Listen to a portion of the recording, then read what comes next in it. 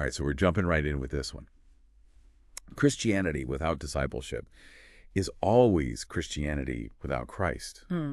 Whoa. I mean, Yeah. right off the bat, Bonhoeffer drops that on us. Yeah. Really makes you stop and think, what does it actually mean to not just like believe in Jesus, but to really follow him? It's really fascinating how he connects the very essence of being a Christian, like what it means to be a Christian, with the actual practice of discipleship. Right. It's not just saying, okay, I agree with these doctrines or these ideas. Mm-hmm. He's saying that your faith, it has to be lived out, Right. a real tangible reflection of how Christ lived his life. And that's kind of the heart of what we're digging into here. There's this gap that's emerged. You see Christianity, right? You see the institutions, the theology, all of that. But the consistent life-changing practice of discipleship is not always there. And our source argues that this has led to, I guess, a less powerful church, one that kind of blends in with the culture around it too easily. Mm-hmm.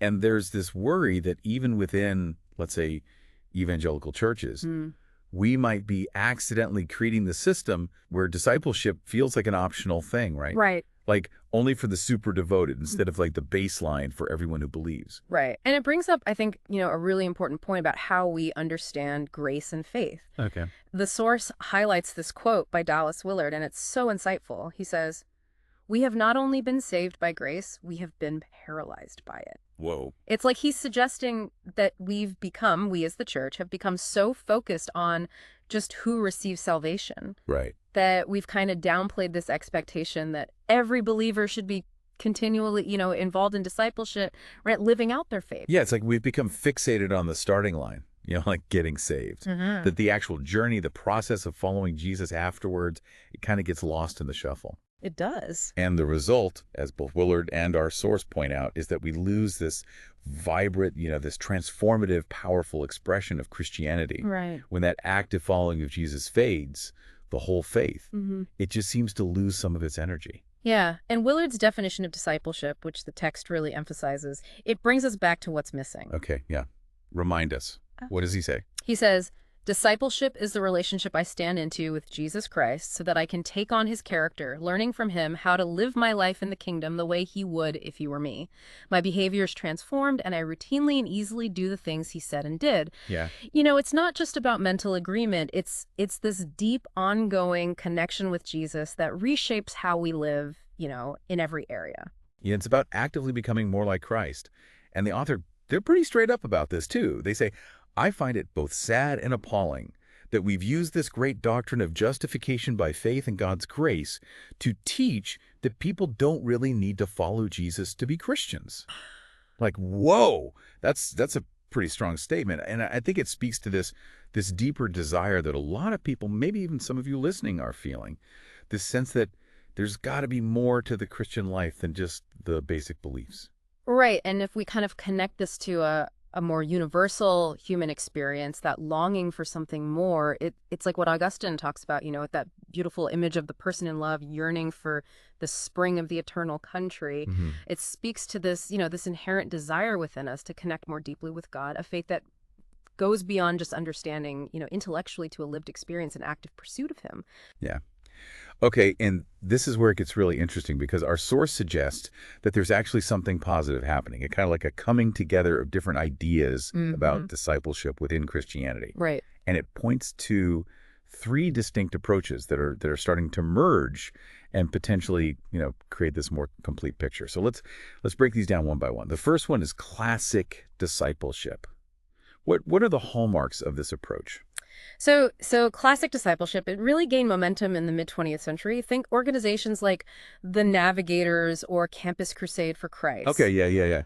And it was characterized by being very intentional, very structured. You would have one-on-one mentoring, very systematic Bible study programs, a big emphasis on memorizing scripture, Right. and also practical training and sharing one's faith. Evangelism.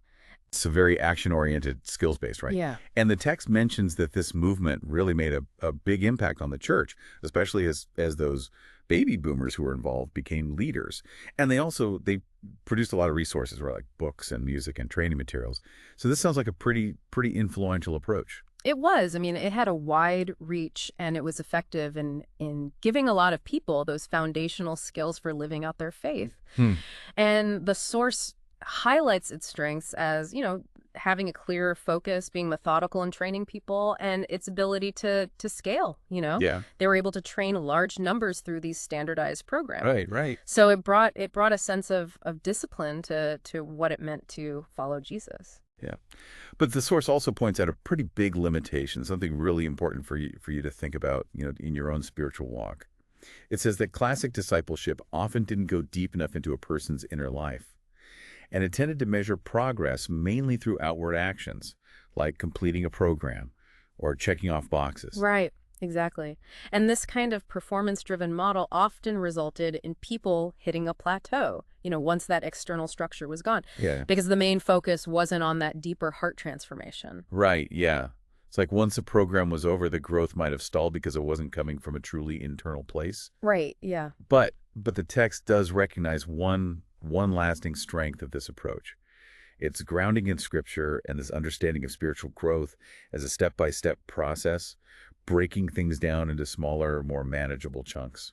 And that makes sense. I mean, you do need a solid foundation in the Bible and a clear path to follow. Yep. Now, the second stream is spiritual formation.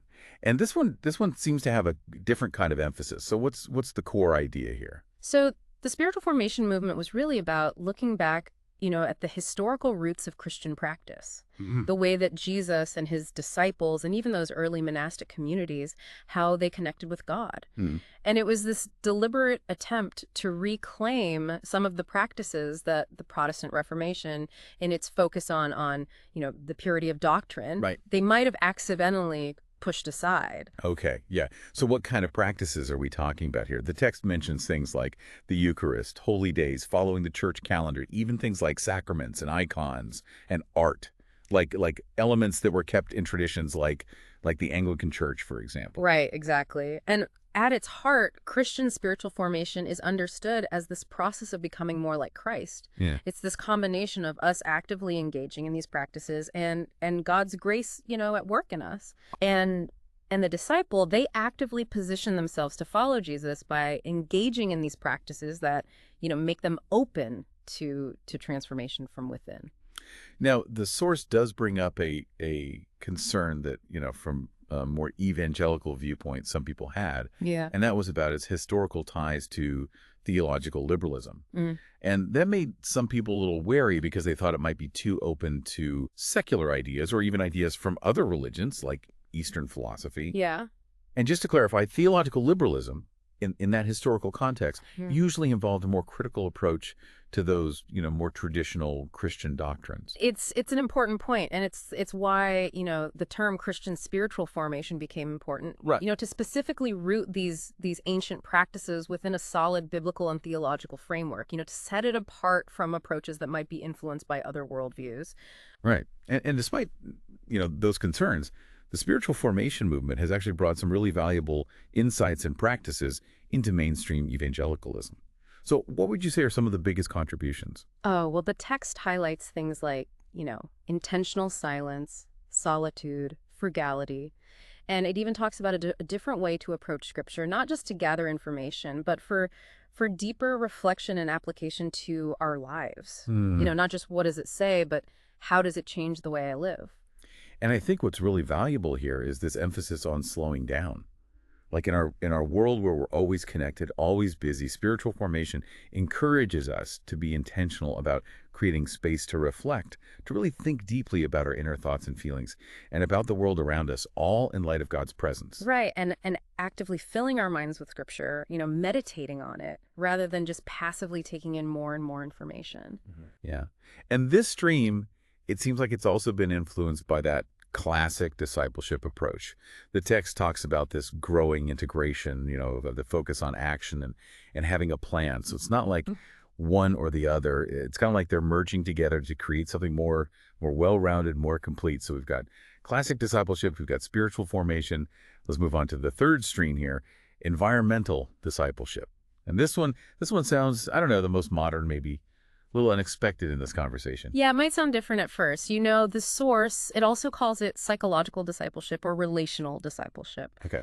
And it really emphasizes the importance of community, that environment of the local church. And essentially what environmental discipleship is about is how the overall atmosphere and the relationships within a group, how those impact a person's spiritual growth. What kind of environment helps people become disciples, and what kind of environment, hinders that process. So it's not so much about what you do on your own. It's about the collective context, right? Yeah. The space that you're in. Right. And what are some of the key environmental factors that the source says are critical for this transformation to happen?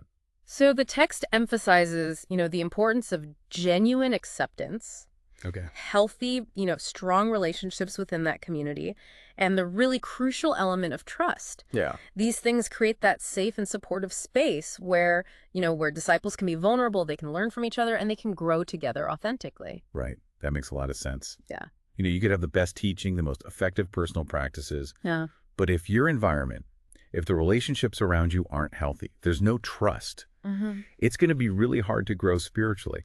The source makes this interesting comparison between the way trust and submission are approached in the other streams, and then, this culture we live in, this therapeutic culture, Yeah. where acceptance is like the ultimate value, maybe even taken to kind of an extreme. Yeah. And the text points out how, this therapeutic culture can accidentally make it seem like the only sin is judgment or correction. Right. And, even label strongly held convictions as hate speech. It can. And that creates a bit of a tension, right? Yeah. With the more like directive approaches that you sometimes see in classic discipleship, or this emphasis on submitting to spiritual authority in certain spiritual formation traditions. Yeah, there's a tension there for sure. But the source does recognize that Yeah. there are thoughtful Christians who work in the therapeutic field. And they've brought in these really valuable insights that do foster trust Yeah. and help create these environments where disciples can thrive. Yeah. It's about finding that balance, that place where acceptance provides safety, but it doesn't shy away from truth or accountability within loving relationships. Right, It's exactly. a both hand. It is. And it's that deep understanding of how our relationships and the community we're in, how it shapes us. Yeah. That's the core of this third stream of discipleship. Oh. So we've got these three distinct streams. Classic discipleship, all about structure and action. Spiritual formation, emphasizing inner transformation and historical practices. Right. And environmental discipleship, highlighting community and healthy relationships. Yeah. And now what our source is saying is really exciting is that these three approaches are actually starting to come together. Right. And what's so amazing is the potential that we see when these different streams start to flow together. It's not about choosing one over the others anymore, but about recognizing that they each have something unique and valuable to offer. Yeah. They all contribute to this multifaceted process of becoming more like Christ. And the source calls this emerging synthesis a new, full-bodied discipleship. And the author is really optimistic about the power of this integrated approach. They think it could lead to some really big changes in the church, over the next 25 years or so. But, and this is super important for you listening to understand, the text emphasizes that this coming together of ideas, it'll only really matter if it has a real-world impact. Right. If it actually leads to, people who aren't in a relationship with Christ coming to know him, and if it brings about positive change in the cultures that we live in. Absolutely. And if we circle back to where we started, with Bonhoeffer's powerful statement, this full-bodied discipleship, it's ultimately about, going beyond those abstract theological ideas and truly embodying, the life and the teaching of Jesus in everything that we do.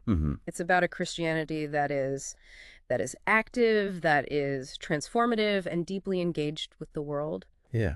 And the author's goal in bringing these ideas to light, it isn't just to kind of give a review of what's trendy right now. It's to really dig into these time-tested principles that have the power to revolutionize individual lives and the impact those lives have on the world. It's this really compelling call to a deeper and more holistic way of following Jesus. So as you've been listening and hearing about these three approaches, the structured classic discipleship, the inner work of spiritual formation, Right. and that relational focus of environmental discipleship.